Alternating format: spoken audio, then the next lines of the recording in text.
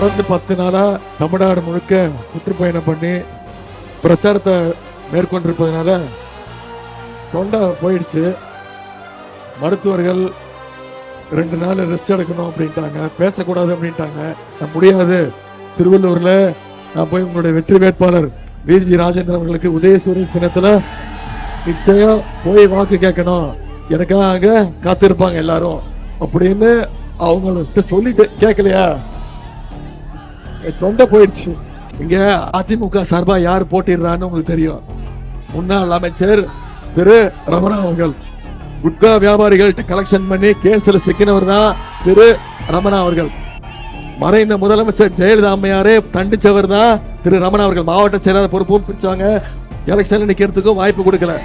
நம்முடைய தலைவர் திருப்ப சொல்றாரு, இந்த சட்டமன்ற தேர்தல் டெல்லி அணியா தமிழ்நாடு அணியான்னு மோதி பார்த்துருவோம். ஜெயிக்க போறது நம்முடைய தமிழ்நாடு அணி. ஜெயிச்சு காட்டுவோமா வேணாமா? ஜெயிச்சு காட்டுவோம். மீண்டும் அடிமை கூட்டத்தை தமிழ்நாட்டுக்குள்ள அனுபவி பண்ணிட்டோம்னா தமிழ்நாட்டை மீண்டும் பின்னோக்கி எடுத்துட்டு போயிடுவாங்க. எனவே தமிழ்நாட்டை காப்பாற்றணும்னா வர்ற சட்டமன்ற தேர்தலில் மீண்டும் திராவிட மாடல் 2.2 ஆச்சு அமைஞ்சாகணும்.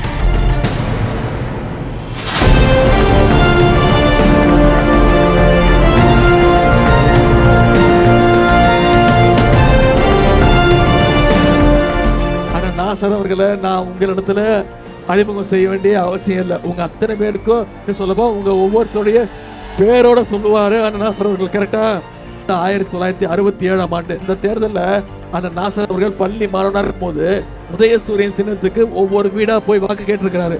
அப்படிப்பட்ட பெருமை வாய்ந்த நாசரன் அவர்களுக்கு அதே உதயசூரியன் சின்னத்தை வாக்குறீங்கன்னு நான் அவங்க கேட்க வந்திருக்கிறேன். ஆவடியில மட்டும் இந்த 5 வருஷத்துல வரலாற்றிலே இல்லாத அளவுக்கு 81,000 பேருக்கு பட்டாக்களை வழங்கி இருக்கிறார் நாசரனுடைய முயற்சியில. அதே மாதிரி சென்னை அண்ணா நகர்ல இருந்து ஆவடி நெம்மலிச்சேரி வரைக்கும் இன்னைக்கு மெட்ரோ ரயில் திட்டம் கிட்டத்தட்ட 10,000 கோடி ரூபாய் ஒதுக்கீடு பண்ணிருக்கோம். ஆனா நாசரனுடைய முயற்சி. திருவேற்காடு கருமாரியம்மன் கோயில்ல இன்னைக்கு 90 கோடி ரூபாய் ஒதுக்கீடு செய்யப்பட்டு பல்வேறு கட்டுமான பணிகள் நடைபெறுகிறதுனா அது யாரோட முயற்சி?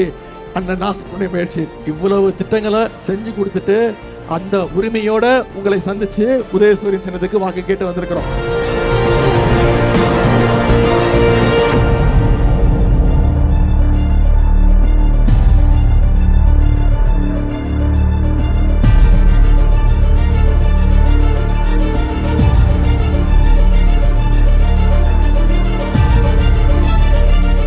அப்பாவுக்கு பையன் வாக்கு கேட்டு வந்திருக்கேன்.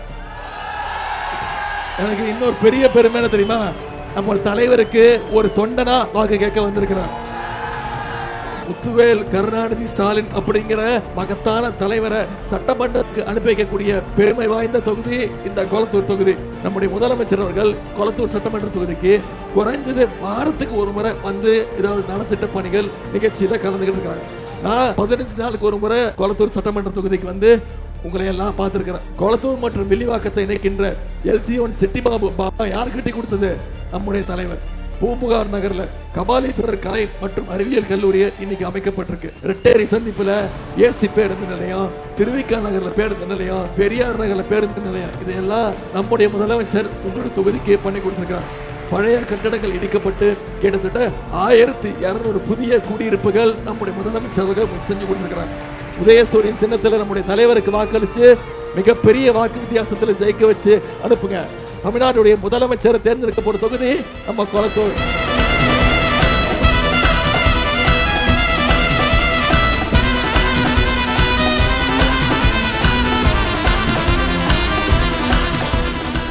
ஆட்சி பொறுப்பேற்றோன்னு நம்மோட தலைவர் போட்ட முதல் கையெழுத்து மகளிருக்கு விடியல் பயண திட்டம். இன்னைக்கு ஒவ்வொரு மகளிரும் மாசம் 900 ரூபாயிலிருந்து 1000 ரூபாய் வரைக்கும் சேமிக்கிறாங்க. அரசு பள்ளியில குழந்தைங்க படிக்க வந்தாங்கன்னா பசியோட இருக்கக்கூடாது. அவங்க பள்ளிக்கூடத்துக்கு வந்தாங்கன்னா முதல்ல அவங்களுக்கு தரமான காலை உணவு, அதன் பிறகு தரமான கல்வியை நம்முடைய அரசு கொடுத்துருக்கு. சரி, பசங்களை ஸ்கூலுக்கு வர வச்சுட்டோம், காலேஜுக்கு அனுப்பணுமா வேணாமா? அதுக்காக நம்முடைய முதலமைச்சர் கொண்டு வந்ததுதான் கல்வி ஊக்கத்தொகை திட்டம். அரசு பள்ளியில் படிச்சு எந்த காலேஜில் போய் படித்தாலும் அவங்களுக்கு மாசம் 1000 ரூபாய் கல்வி ஊக்கத்தொகை நம்முடைய அரசு வழங்கியிருக்கு. இப்போ சமீபத்தில் 10 லட்சம் கல்லூரி மாணவ மாணவிகளுக்கு லேப்டாப் திட்டத்தை அறிவிச்சு ஒரே மாசத்துல நம்முடைய முதலமைச்சர் கொடுத்திருக்கிறார். கலைஞர் மகளிர் உரிமை தொகை திட்டம் இன்னைக்கு 1,31,00,000 மகளிருக்கு மாசம் 1000 ரூபாய் நம்முடைய முதலமைச்சர்கள் கொடுத்திருக்கிறாங்க. இவ்வளவு திட்டங்களை செஞ்சதுனால தான் இன்னைக்கு இந்தியாவிலேயே நம்முடைய தமிழ்நாடு வளர்கின்ற மாநிலங்கள்ல நம்பர் 1 ஸ்டேட்.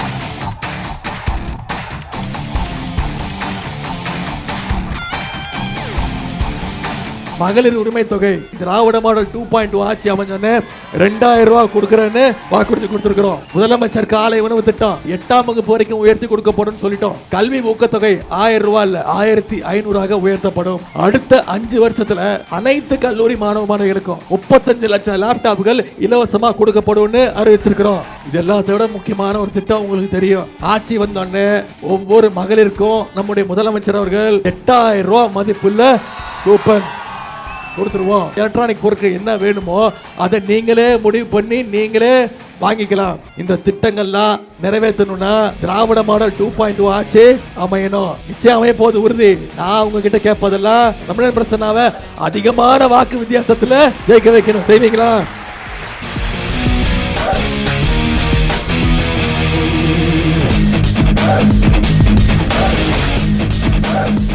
கடந்த 5 வருஷம் ஒன்றிய பாஜக அரசு தமிழ்நாட்டுக்கு ஏதாவது பண்ணிருக்காங்களா?